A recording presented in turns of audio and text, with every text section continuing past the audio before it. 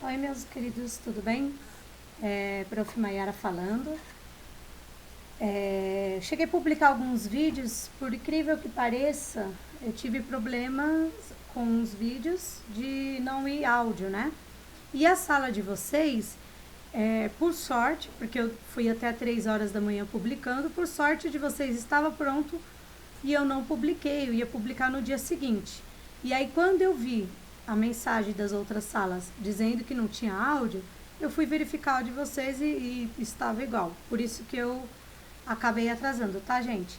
Então a prof vai tentar ser um pouquinho rápida, tá? Fazer esses 50 minutos de aula render, né? Já que que a gente consideravelmente estamos atrasados, né, na apostila. Mas aí a gente segue o baile na sexta-feira, no dia 4 de setembro, tudo bem? Então vamos lá, só para a gente recapitular, na última aula nós falamos sobre a escravidão da África, né? A gente falou um pouquinho que essa escravidão ela não é novidade, correto? Não era novidade, porque sempre existiu. Nós recapitulamos um pouco da escravidão da antiguidade, que era por dívidas, não é verdade? Falamos sobre a escravidão egípcia, romana, a grega, tudo. E aí só acrescentamos o que virou a escravidão, né, a partir do momento aí do contato dos portugueses, né, com a África.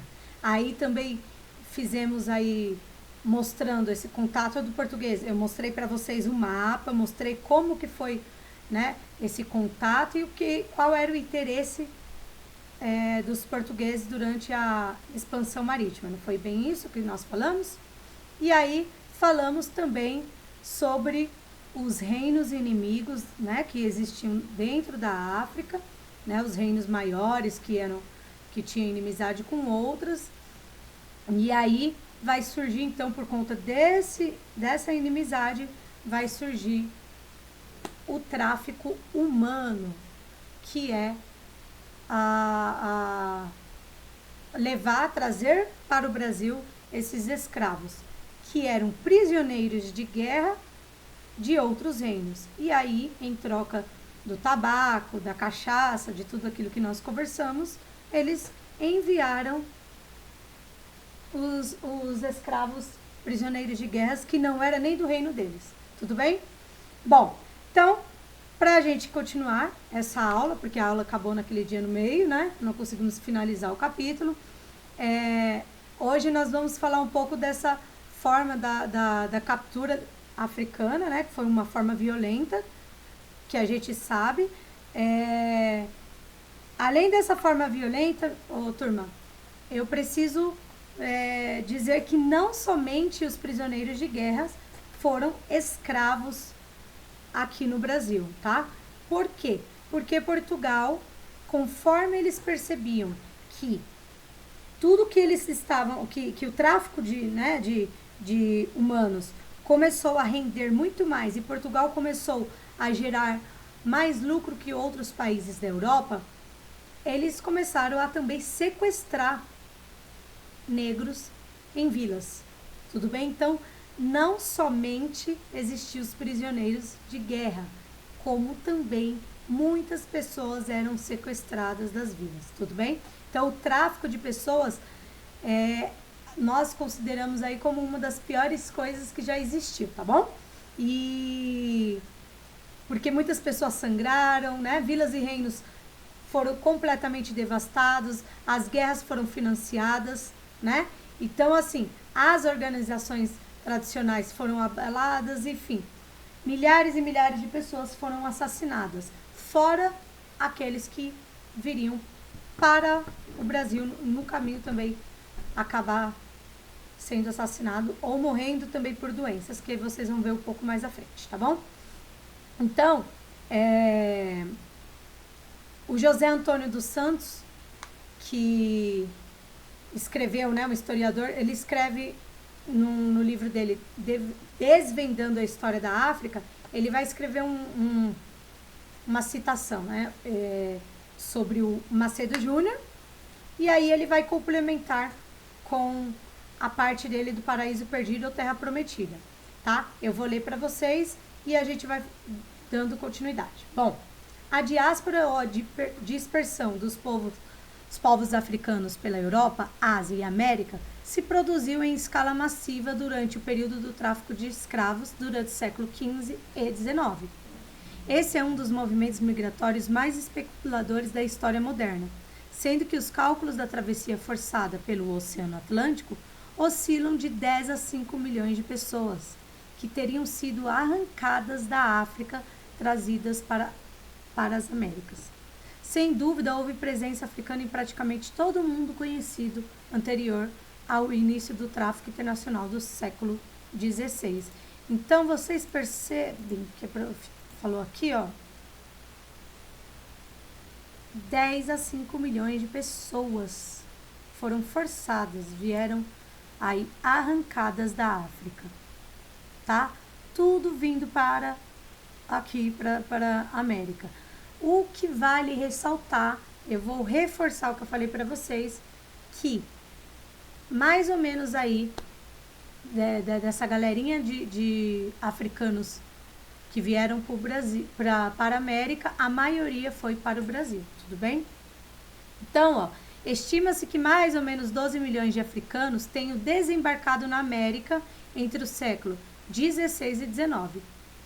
Desses, entre 3 e 5 milhões chegaram ao Brasil. Aí, ó, é o que eu acabei de comentar com vocês.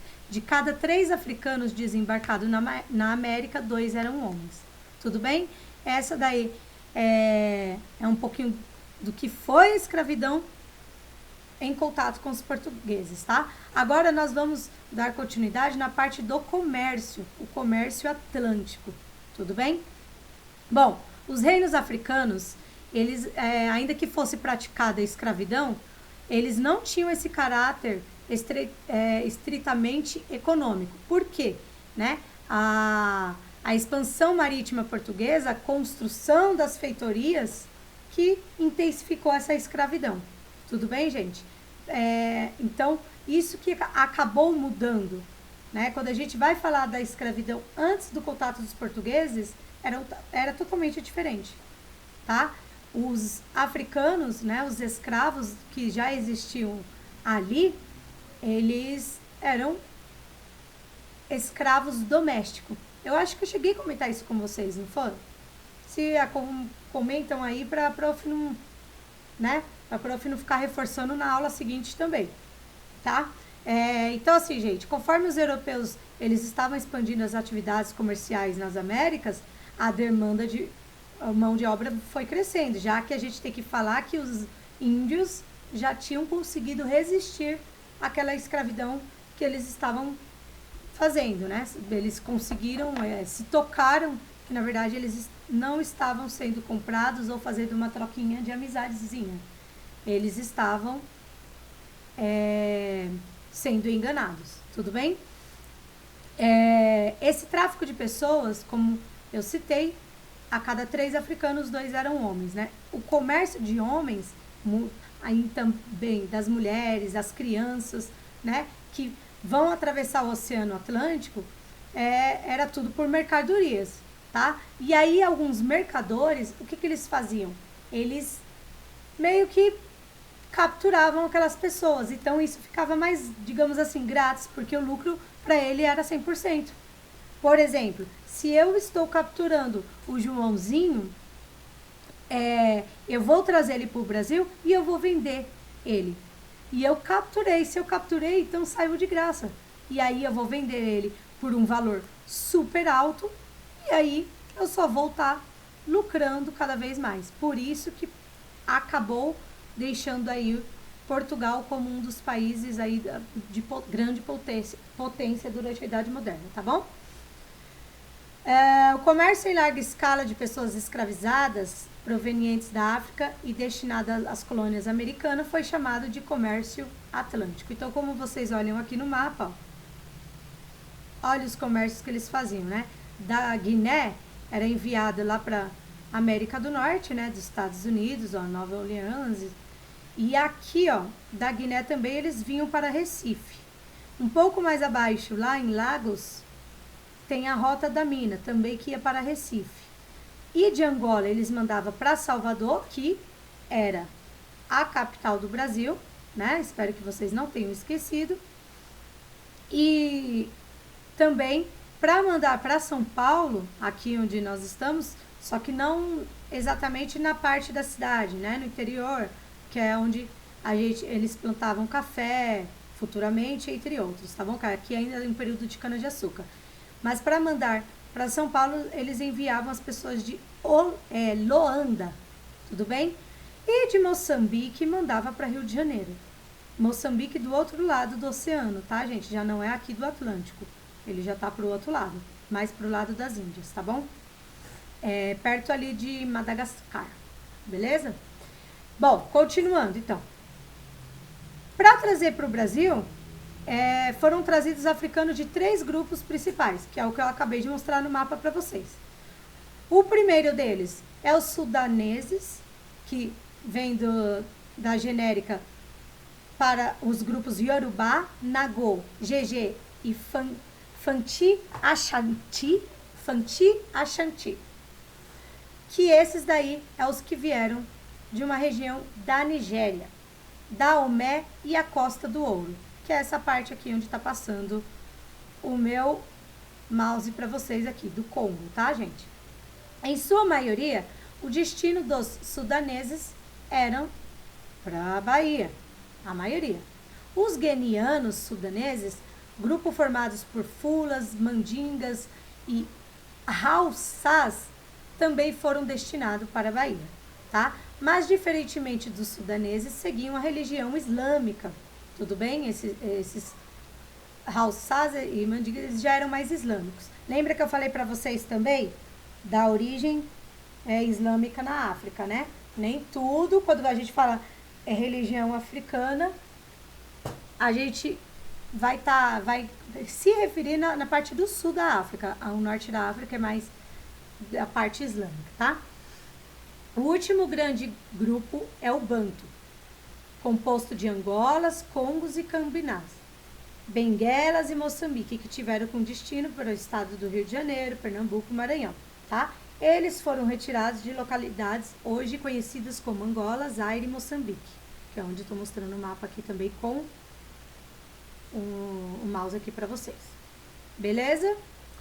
Qualquer dúvida, gente, vocês podem escrever no comentário ou façam igual o pessoal do 6º ano. Opa, não entendi, volta um pouco o vídeo e lê o texto junto, porque como a gente não tá, né, ao vivo, não tem como eu tirar as dúvidas de vocês. Os comerciantes de escravos, gente, eles viam os africanos capturados de maneira homogênea e ignoravam as diferenças linguísticas, diferenças religiosas e os diferentes costumes dos cativos. Assim, frequentemente os africanos eram transportados ao Brasil com pessoas de outros reinos, de outras aldeias, e isso dificultava muito a comunicação entre os capturados. E aí eu volto lá para o mapa da África para vocês, como a gente fez na última aula.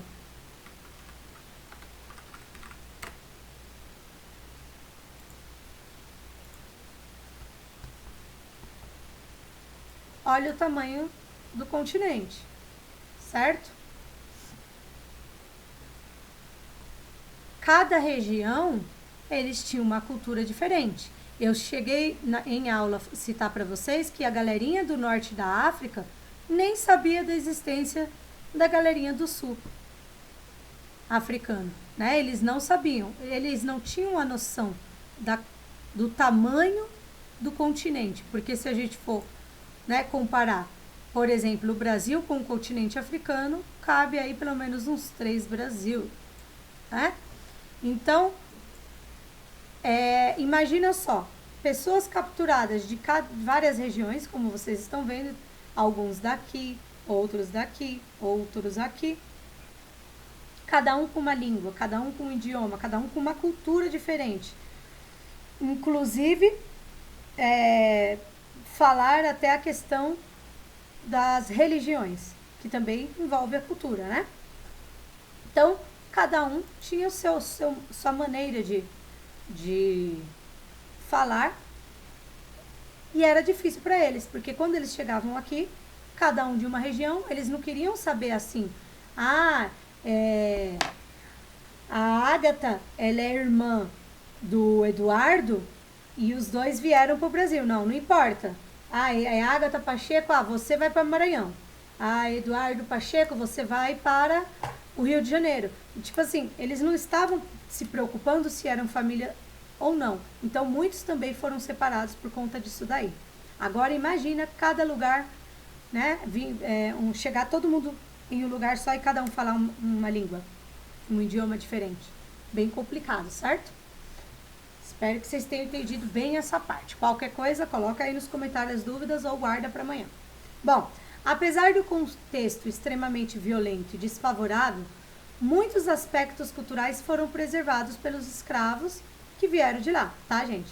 Por exemplo, as crenças, né, as práticas religiosas comuns em vários grupos africanos se espalharam e permaneceram a despeito da violência e das dificuldades da escravidão, né? Essa é a parte religiosa, prática religiosa que nós comentamos, era o que era mais comum. Então, vamos supor que mesmo que a Ágata ela foi para o Maranhão e o Eduardo ele veio para cá, a Ágata chegando no Maranhão, ela pode encontrar pessoas de outros reinos próximos que pode envolver a religião. A nossa religião é em comum. Então, por isso que ganhava um pouquinho de força. Mas não era respeitado, tá, gente? Não tinha respeito algum. Aliás, não existe respeito até hoje para muitas, né, religiões que vêm da matriz africana, tá? Um exemplo de resistência, de crença tradicional africana, a gente pode falar da presença religiosa animista que tem aqui. Dessa crença surgiram religiões, várias outras religiões, que é o candomblé, que vocês já ouviram falar, a umbanda e um que acredito que se ouviram, poucos ouviram, que é o tambor de mina. Teve outras também que não tem os nomes assim, né, mais famosos como esses que a gente acabou de comentar, tá bom? É possível observar que o surgimento dessas religiões em todos os países que receberam grandes levas de africanos que eram escravos, né? E o Haiti também teve isso, tá? Cuba e a Jamaica, tudo bem? Também eles conseguiram ingressar esses tipos de religiões. Só mudava o nome, tá? Aqui no Brasil é Ubanda, Candomblé, Tambor de Mina. Lá no Haiti, Vodú. Em Cuba é Sateria e Jamaica, Cumina, beleza? Bom, o que eu quero que vocês façam, para me entregar no máximo, a gente tem aula, como o dia 7 é feriado, então a gente tem aula no dia 8. Vocês têm que me entregar antes da nossa aula do dia 8. Vocês têm o final de semana inteiro para fazer, tá bom? Façam um grupo de 4 pessoas, tá? Vocês vão pesquisar sobre uma religião de matriz africana, tá? Vocês vão escolher a religião de matriz africana, vocês vão registrar as crenças, os rituais, os locais que tem maior presença de praticantes da religião escolhida. E depois disso daí, vocês vão fazer para a prof um podcast falando sobre essa religião escolhida. Tudo bem? Professora, meu Deus, podcast, socorro, que isso, não sei o que. Vou mandar o vídeo para vocês falando sobre como fazer um podcast, beleza? E melhor, eu vou ser mais boazinha com vocês, não vou deixar o feriado inteiro para vocês fazerem isso não. Para vocês se organizarem melhor, eu vou dar para vocês, deixa eu olhar no calendário, até dia 13 de setembro, tá bom? 10 dias aí para vocês fazerem esse podcast aí, se programar e fazer o podcast. Tem que me enviar por e-mail até dia 13 de setembro. E no dia 14 a gente fala sobre esse podcast. Beleza? Vocês têm 10 dias aí para fazer essa parte. Tudo bem? Gente, eu encerro o vídeo nessa parte e aí eu dou continuidade na travessia do Atlântico em outro vídeo. Tudo bem? Para não ficar compridão, já que a aula é 50 minutos, eu estou dividindo em partes para vocês. Tá ok? Beijos!